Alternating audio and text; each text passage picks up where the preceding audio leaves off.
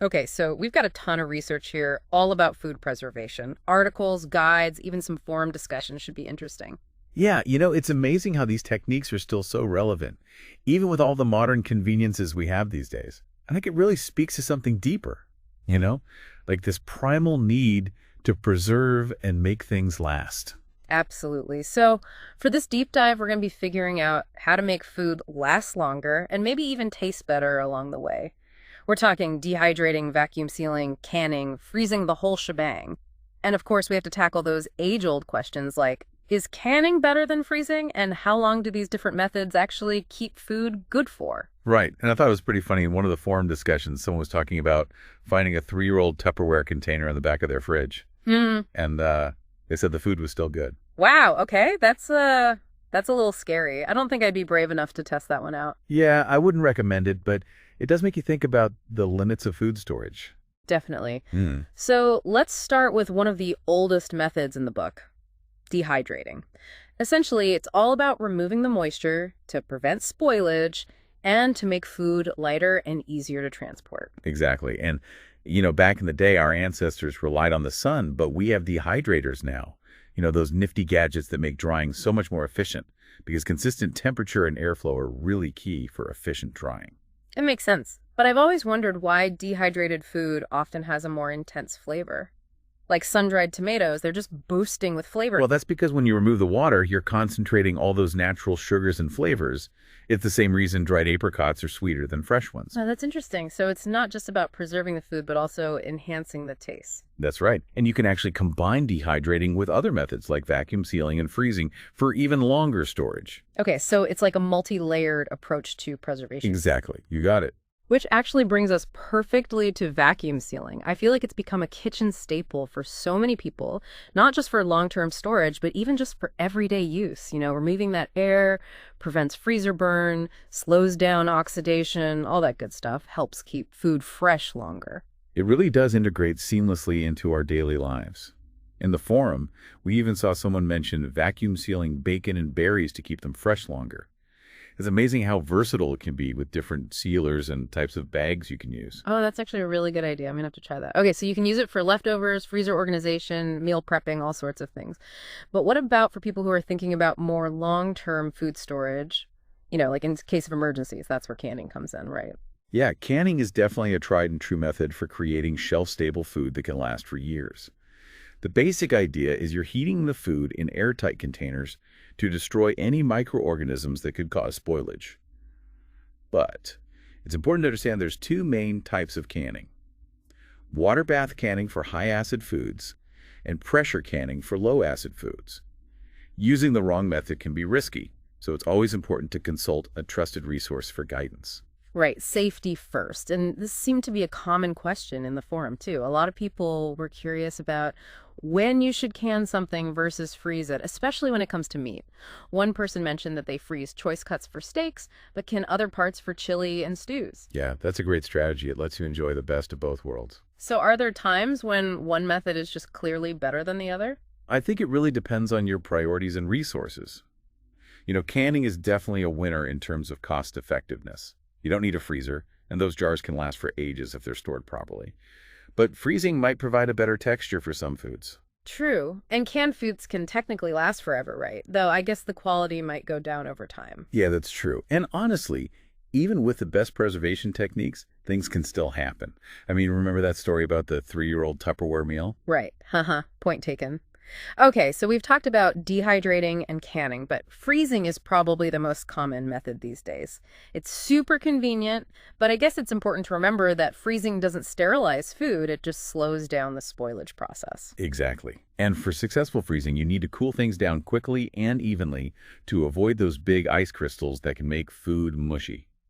I read a comment from someone living in a high-altitude area who actually uses a commercial-grade vacuum sealer to prevent freezer burn for years. Apparently, it works like a charm. Wow, that's impressive. I guess for someone building a truly resilient pantry, a combination of all these methods would be ideal, right? You could have your canned goods for long-term storage, frozen items for convenience, and dehydrated foods for portability. You got it. You're thinking like a true food preservation pro. And this brings up a really important question for everyone listening. What are your specific goals for preserving food? Are you looking for everyday convenience, cost savings, prepping for emergencies, or something else entirely? It's a great question to consider, and it will really help determine which methods are best for your specific needs. But before we dive deeper into that, let's switch gears and talk about a method that's all about flavor and tradition. Curing. You know those mouth-watering cured meats like bacon, sausage, and ham that have been enjoyed for centuries? Ah, yes. Curing is an art form. It involves adding salt, nitrites, or sugars to draw out moisture and create an environment that's inhospitable to those pesky bacteria. It's a delicate balance between science and tradition. And it's often combined with other methods like smoking or drying, right, to enhance the flavor and preservation even further. Absolutely. It's a beautiful example of how different preservation techniques can work together harmoniously. Okay, so we've covered some of the classic methods, but what about for people who are really in it for the long haul, like those preppers who want to be prepared for anything? That's where Mylar bags and oxygen absorbers come in, right? Those are kind of the dynamic duo of long-term food storage. They are, and they're more accessible than you might think. Mylar bags are incredible. They're strong, durable, and create a barrier against moisture, oxygen, light, all those things that can degrade food over time. And then you add the oxygen absorbers, which literally suck the oxygen out of the bag, creating an environment where dry foods can last for decades. It's like creating a time capsule for your pantry. I even read in the forum about someone who stores their Mylar bags inside those 5-gallon buckets with the gamma lids to protect them from mice. That's dedication. It definitely shows a commitment to preserving their food supply. And it brings up a good point. Proper storage is just as important as the preservation method itself. Absolutely. You don't want to go through all that work just to have your food ruined by improper storage. And speaking of things you don't want to do, there were a lot of questions about reusing canning lids. Is that safe? It's a bit of a gray area. While some people do reuse them for things like dry storage, it's generally not recommended for canning. You know, that sealing compound on the lid is designed for single use, and once it's been heated and cooled, it can wear down and increase the risk of unsealed jars, which can lead to spoilage. So it's better to just err on the side of caution and get new lids each time. Yeah, I'd say so. Especially when you consider the time and effort you put into canning. Using new lids each time is a small price to pay for peace of mind. Good point. And what about the lids themselves? Do they have a shelf life? They do. The sealing compound typically remains effective for about 5 years from the manufacturing date.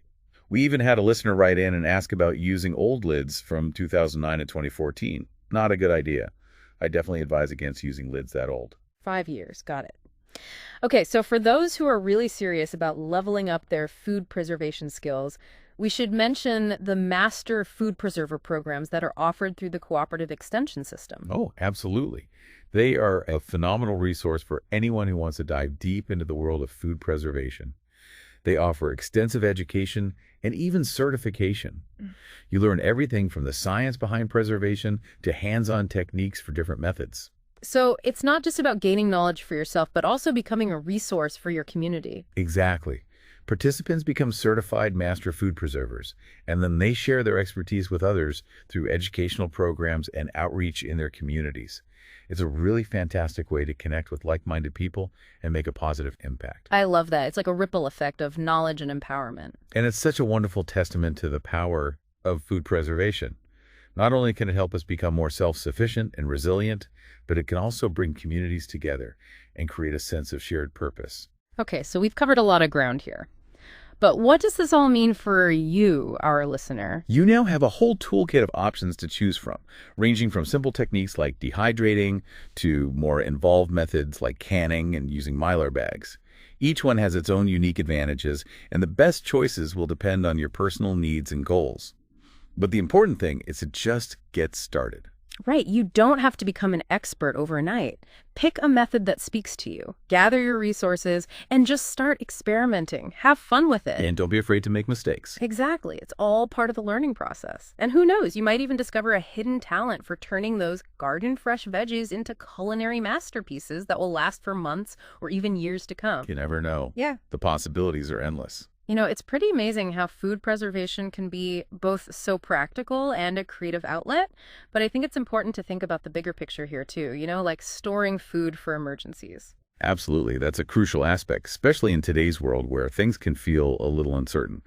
Having a resilient food supply, one that's diverse and well-stocked, can really provide a sense of peace of mind and security. For sure. And I think it's about having more than just like a bunch of canned goods in the pantry. We've got to consider those other options too, like dehydrated foods for portability and frozen stuff if you have reliable access to a freezer. Right. A well-rounded approach is definitely key. And that's where those long-term solutions like Mylar bags and oxygen absorbers can really come into play. It's all about having a system, right? A system that can adapt to different situations. But how do you decide what to prioritize when it comes to emergency food storage? Should you be focusing on short-term, mid-term, or long-term solutions? That's a great question. And honestly, there's no one-size-fits-all answer. It really depends on your individual circumstances, the specific risks you're trying to prepare for, and your storage capabilities. Right. So there are lots of things to consider. And we've talked about how freezing doesn't actually kill all those bacteria. It just kind of puts them on pause, right? So if you're in a situation with a prolonged power outage, your freezer might not be as reliable as you'd hope. Exactly. That's a crucial point to remember. It highlights how important it is to have backup plans. And even with methods like canning, which are super reliable for long-term storage, those foods don't last forever. The quality can degrade over time, and there's always that risk of damage to those jars. Well, that's a good point. So even when we think we've done everything right, there are still some things that are out of our control. That's just the nature of food preservation. It's not a foolproof system. But that's why we focus on best practices and learn from those who have come before us. So I guess proper storage conditions are super important too. Cool, dark, dry. Those are the magic words for keeping preserved foods happy. Absolutely. Environment plays a huge role. And even with the best intentions and practices, the unexpected can always happen. Remember that story about the 3-year-old Tupperware meal? Oh, right. Haha. That definitely makes you think twice. Okay, so let's talk safety for a minute, especially when it comes to canning.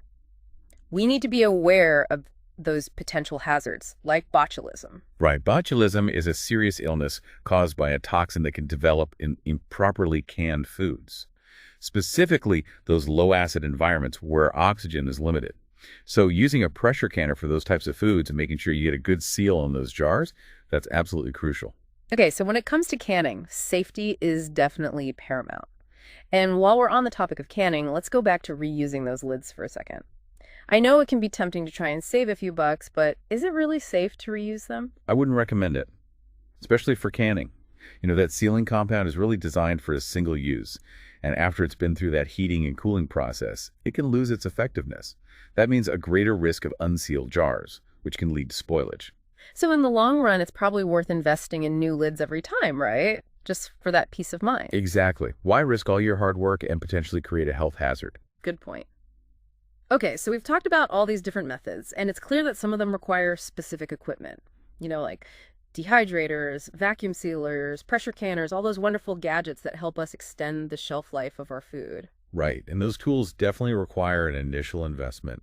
But in the long run, they often pay for themselves. Just think about the cost savings of preserving your own garden bounty compared to buying commercially canned goods. And then there's that satisfaction of creating something with your own hands. It's like a sense of self-sufficiency. But you don't need every gadget right away, right? Like if you're just starting out, you can choose one method that appeals to you and build from there. Exactly. You don't have to go all in right away. Start small, experiment, and find what works for you. In dehydrating, that's always a great entry point. It doesn't require a lot of fancy equipment, and there are endless possibilities. Yeah. Plus, who doesn't love a batch of homemade jerky? It's a classic for a reason. Okay, so we've talked about equipment, we've covered safety, and we've even touched on some of the psychological aspects of food preservation, which is fascinating in itself. But what about staying informed and adapting our practices as new information comes out? Like how do we stay up to date with the latest recommendations and guidelines? That's a fantastic point. The world of food safety is constantly evolving, so staying up to date is crucial. There are tons of great resources out there, like the National Center for Home Food Preservation.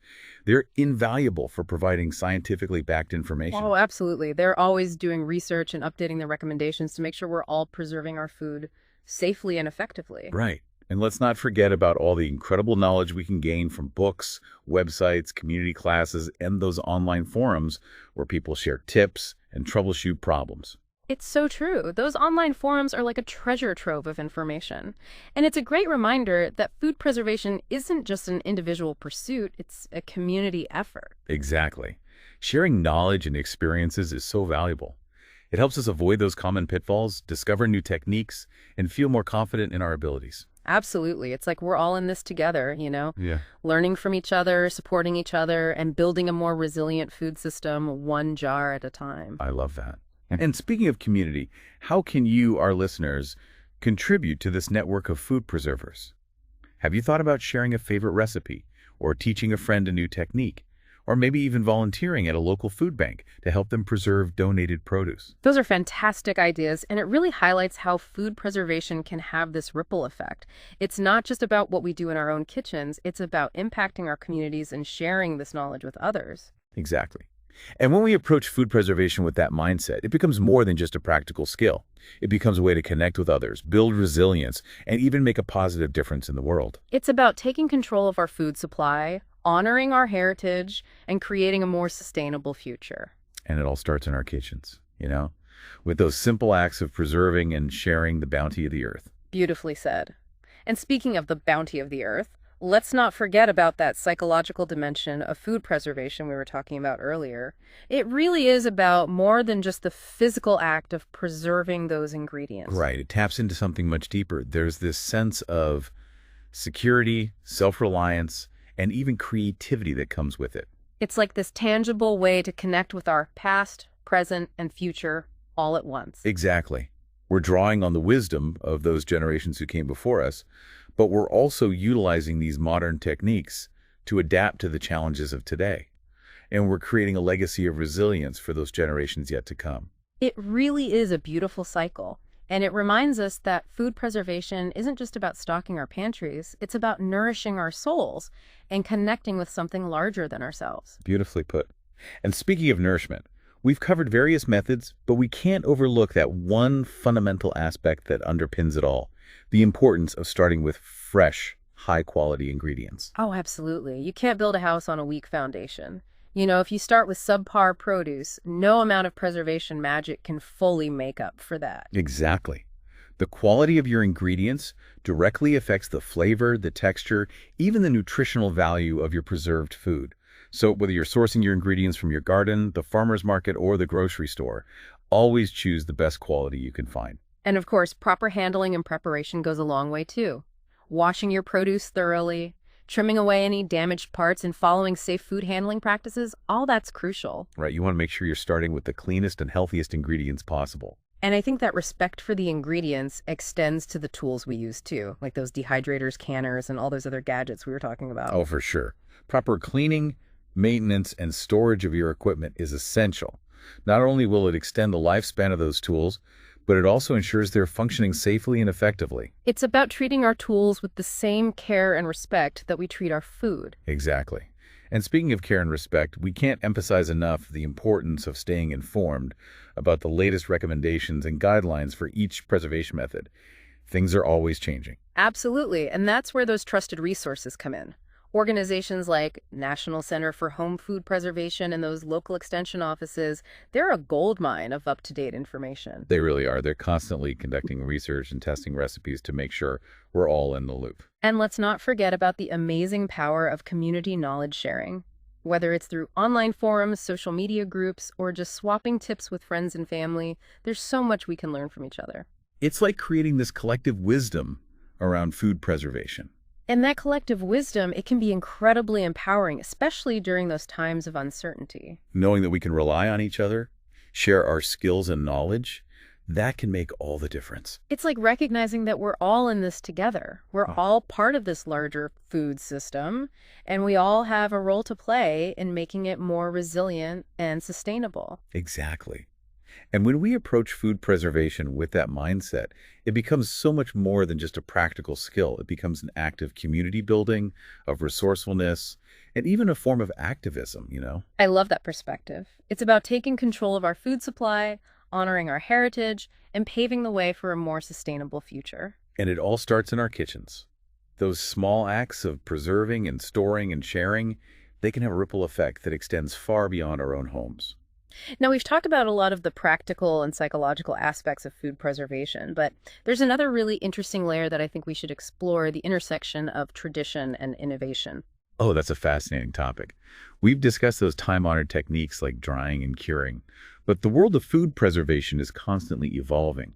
New technologies, new approaches. It's exciting to see how it's all unfolding. And it's amazing to see how those two worlds, tradition and innovation, can sometimes collide and create something totally new and unexpected. Right, and it's not about one being better than the other. It's more about finding that balance, honoring the wisdom of those traditional methods while also embracing those new possibilities. Exactly. We can learn so much from those time-tested techniques that have sustained humans for centuries, but we can also explore those new technologies and approaches that can enhance our efficiency, creativity, and even the safety of our preserved food. It's about finding that sweet spot where tradition and innovation intersect. We can build upon the knowledge of the past while pushing those boundaries of what's possible in the present. And sometimes those seemingly disparate worlds collide in the most unexpected and delicious ways. Like that example we discussed earlier, combining vacuum sealing with fermentation. Exactly, you get it. It's a perfect example of how we can bridge that gap between tradition and innovation.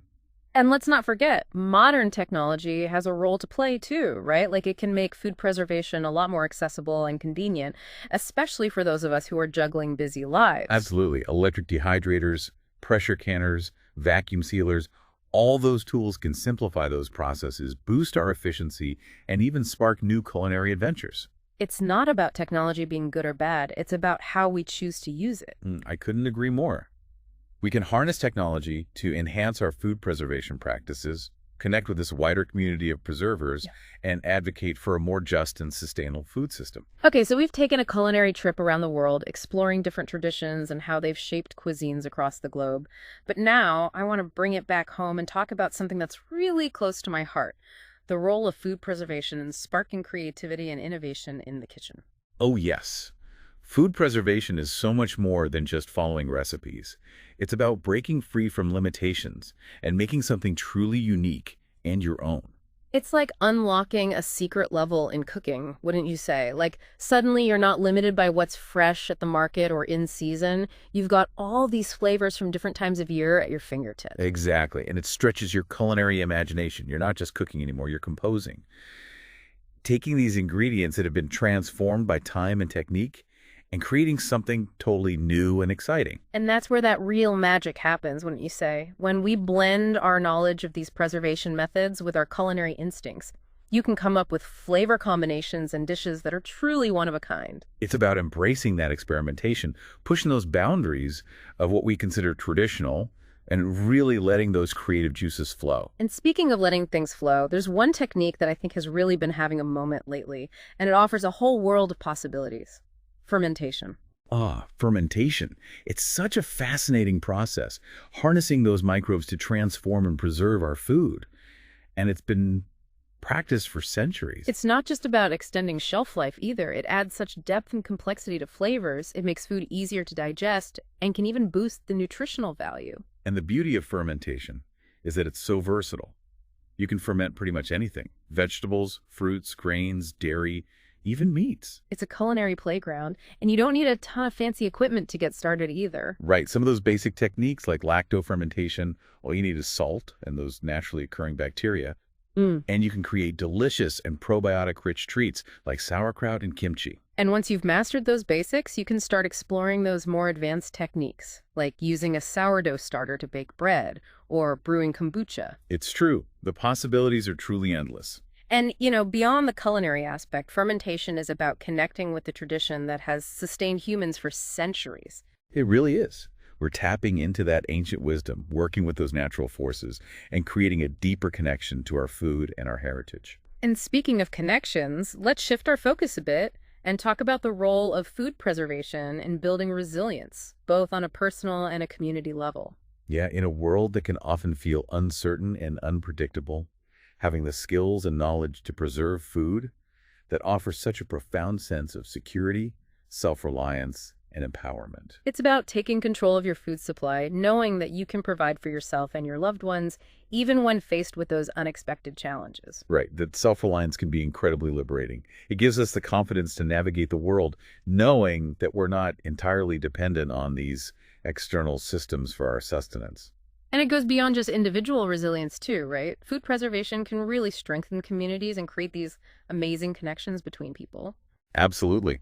Think about community gardens where folks come together to grow and preserve food together, or those neighborhood food swaps where neighbors share their preserved bounty. It's incredible. Those activities build relationships, create a sense of shared purpose, and enhance the overall resilience of the community. And, when a crisis hits, those strong community ties and shared resources, they can become invaluable.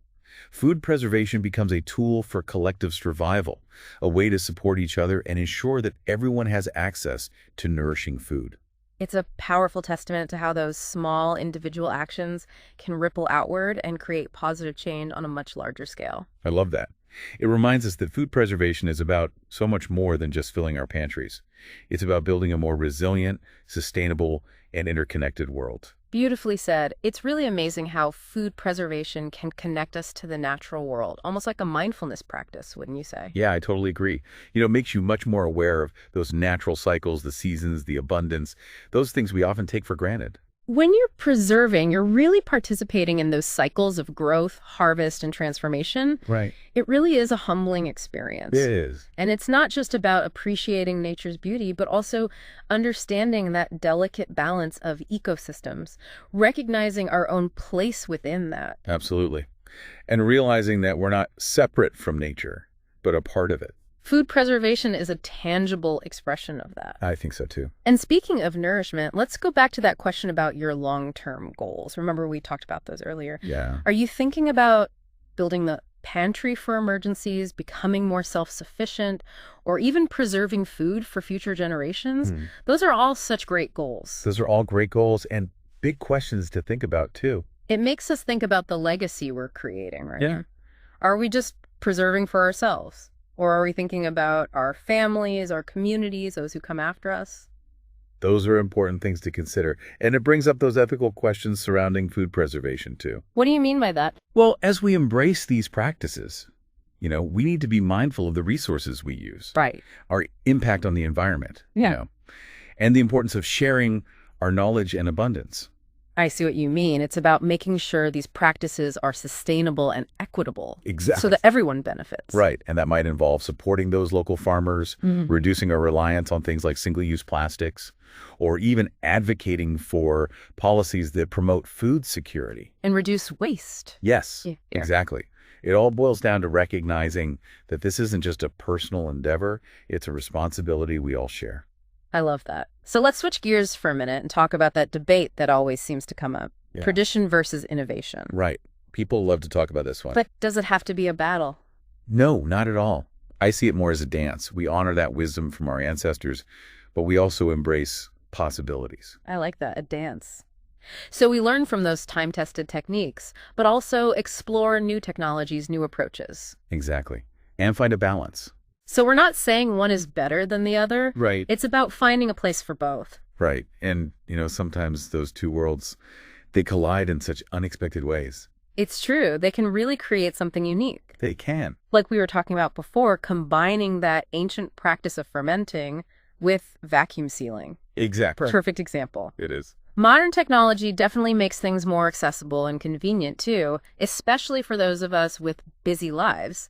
Those electric dehydrators, pressure canners, vacuum sealers. Right. They can really simplify those processes. And they can even inspire new adventures. Yeah. But as we discussed, technology is just a tool. It is. We have to use it wisely. Absolutely. So, as we wrap up this deep dive, let's leave our listeners with a final thought. I love it. Okay, so we've talked about the practical stuff, the psychology of preserving, those connections, the ethical considerations.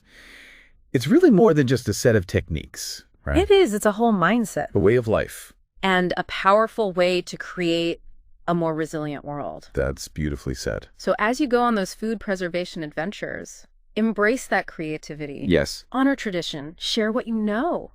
and never stop exploring. And most importantly, enjoy it. Savor those flavors, those connections, and the deep satisfaction that comes from preserving. Beautifully put. Until next time, happy preserving, everyone.